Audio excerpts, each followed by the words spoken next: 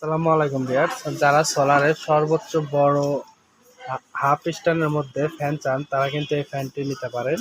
তো এই ফ্যানটি হচ্ছে সেফ কোম্পানি, ওয়ালটন কোম্পানির সেফ নামে। তো এই যে দেখুন এখানে সেফ লেখা আছে। সাথে কিন্তু এটার যে পাখাগুলো রয়েছে, পাখা 5টা পাখা এবং 16 ইঞ্চি মাপের পাখাগুলো, এটার অনেক আলো হয়।